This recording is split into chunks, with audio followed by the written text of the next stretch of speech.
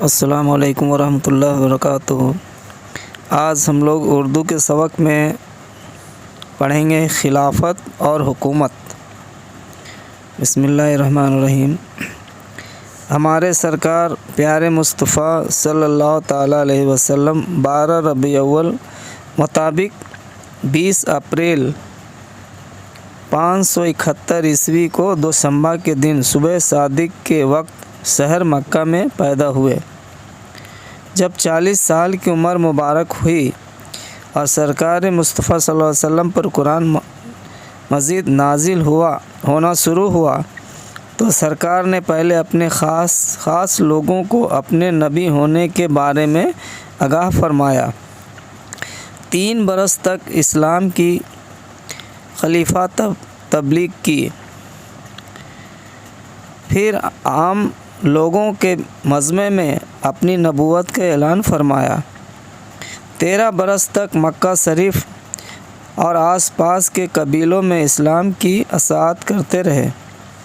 پھر 53 سال کی عمر شریف میں سرکار نے تبلیغ اسلام کی خاطر مکہ سے ہجرت کی اور مدینہ تشریف لائے۔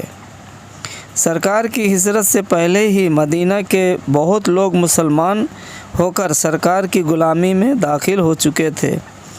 جب سرکار مدینہ پہنچے تو ان کی خوشی کا کوئی ٹھکانہ نہ رہا۔ انہوں نے سرکار کے قدموں پر اپنی آنکھیں بچھا دیں۔ سرکار کی رضا حاصل کرنے کے لیے انہوں نے اپنی دولت اور جائیداد نچھاور کر دی۔ چنانچہ سرکار کے جو صحابہ ہجرت کر کے مدینہ آتے رہے، ان کے کھانے پینے رہنے سہنے کا انتظام بھی انہوں نے اپنے ذمے لے لیا۔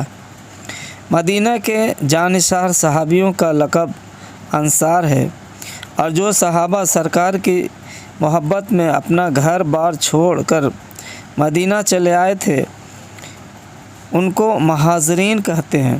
سرکار نے مدینہ پہنچ کر صرف 10 برس کے اندر پورے عرب میں اسلام پھیلا دیا۔ جب قرآن مجید مکمل نازل ہو چکا اور دین کا کام پختہ ہو گیا تو سرکار نے 12 ربیع الاول 11 ہجری مطابق 12 جون 632 عیسوی میں دوشنبے کے دن مدینہ شریف میں وصال فرمایا اور حضرت عائشہ صدیقہ رضی اللہ تعالیٰ عنہا کے مقدس حجرے میں دفن کیے گئے۔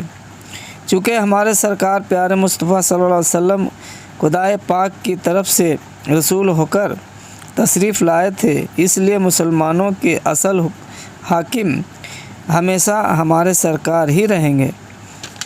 لیکن جب سرکار نے اس دنیا سے پردہ فرما لیا تو اس بات کی سخت ضرورت پیش آئی کہ کسی شخص کو سرکار کا جانشین مقرر کیا جائے اور اس کو سرکار کی جگہ پر حاکم تسلیم کیا جائے، تاکہ وہ حکومت کے بل اور مظلوم کے درمیان انصاف کرے، دے لوگوں کے جھگڑوں کا فیصلہ کرے، کافروں سے جہاد کے لیے لشکر بھیجے، فتنہ و فساد کی روک تھام کرے، مسلمانوں کو سرکار کے راستہ پر چلائے۔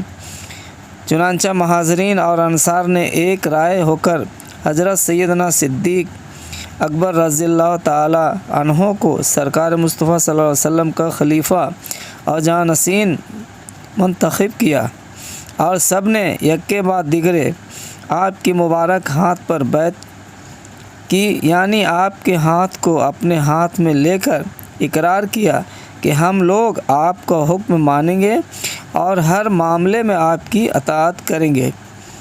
حضرت صدیق اکبر رضی اللہ تعالی عنہ نے خلیفہ ہونے کے بعد اسلام کی بڑی شاندار خدمت انجام دی۔ آپ کے وصال کے بعد 13 ہجری میں سیدنا فاروق اعظم رضی اللہ تعالی عنہ خلیفہ ہوئے۔ آپ کی خلافت کے زمانے میں عراق، ایران، مصر اور شام تک اسلام پھیل گیا۔ آپ نے 10 برس 6 مہینے تک بڑے دبدبے کے ساتھ حکومت کی۔ آپ کے شہید ہونے کے بعد 24 ہجری میں مہاجرین اور انصار نے حضرت عثمان رضی اللہ تعالی عنہ کو خلیفہ چنا۔ عثمان غنی نے چند روز کم 12 برس تک خلافت کی۔ آپ کے دور حکومت میں کئی ایک نئے ملک فتح ہو کر اسلامی سلطنت میں شامل ہوئے۔ آپ کی شہادت کے بعد 35 ہجری میں مہاجرین اور انصار نے حضرت مولا علی رضی اللہ تعالیٰ عنہ کو خلیفہ منتخب کیا۔ حضرت مولا علی رضی اللہ تعالیٰ عنہ نے 4 برس 9 مہینے تک خلافت کا کام انجام دیا۔ پھر آپ کی شہادت کے بعد حضرات صحابہ اور دوسرے مسلمانوں نے 40 ہجری میں آپ کے بڑے صاحبزادے سیدنا امام حسن رضی اللہ تعالی عنہ کو خلیفہ منتخب کیا۔ 6 ماہ کا خلافت انجام دینے کے بعد حضرت امام حسن نے خلافت کی ڈوری 41 ہجری میں حضرت امیر معاویہ رضی اللہ تعالی عنہ کو سونپ دی۔ حضرت معاویہ نے 19 سال 3 ماہ تک بڑی شاندار حکومت کی اور جب 60 ہجری میں وصال فرمایا اور رجب 60 ہجری میں وصال فرمایا۔ آپ کے بعد تخت سلطنت پر آپ کا بیٹا یزید بیٹھا۔ یہ شخص حکومت پا کر جابر بادشاہوں کا نمونہ بن گیا۔ اس کے دور حکومت میں لوگوں پر بڑا ظلم ہوا۔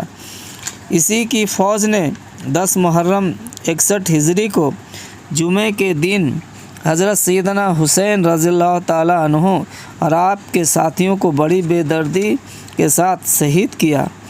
اس نے 3 برس 9 مہینے حکومت کی اور ربیع الاول 64 ہجری میں مر گیا۔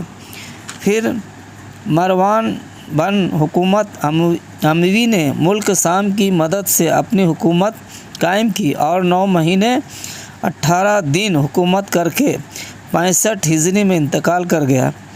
اس کے مرنے کے بعد اس کا بیٹا عبد الملک رمضان 65 ہجری میں تخت نشین ہوا۔ یہی حکومت مروان کی نسل میں 68 برس تک رہی۔ اس کے بعد 132 ہجری میں دولت عباسیہ قائم ہوئی اور 500 برس سے زیادہ مدت تک رہی۔ اس سبق کے کچھ مشق دیے گئے ہیں۔ پہلا ہے متکلم یعنی بات کرنے والے کو کہتے ہیں۔ دوسرا ہے حاضر وہ ہے جس سے بات کی جائے۔ تیسرا غائب وہ ہے جس کے بارے میں بات کی جائے، جیسے زید نے بکر سے کہا میں تم کو ایک قلم دوں گا۔ اس مثال میں زید منتقلم اور بکر حاضر اور قلم غائب ہے۔ چوتھا ہے ضمیر وہ اسم ہے جسے سن کر متکلم یا حاضر یا غائب کو سمجھا جائے، جیسے میں، مجھ، ہم، ہمیں، تو، تم، تجھ، تمہیں، آپ، وہ، اس، ان، ان، انہیں، آپ۔ اس سبق کے کچھ سوالات نیچے دیے گئے ہیں۔ پہلا سوال ہے سرکار مصطفیٰ صلی اللہ تعالی علیہ وسلم کا وصال کس سن میں ہوا؟ دوسرا سوال ہے سیدنا صدیق اکبر رضی اللہ تعالی عنہ کو کن لوگوں نے خلیفہ مقرر کیا؟ تیسرا سوال ہے خلیفہ کے فرائض بیان کرو۔ ان 3 سوالوں کا جواب آپ کامنٹس میں دیں۔ آج کا سبق یہیں تک۔ اس سبق پسند آئے تو آپ لائک کریں، شیئر کریں، سبسکرائب کریں۔ السلام علیکم ورحمۃ اللہ وبرکاتہ۔ اللہ حافظ۔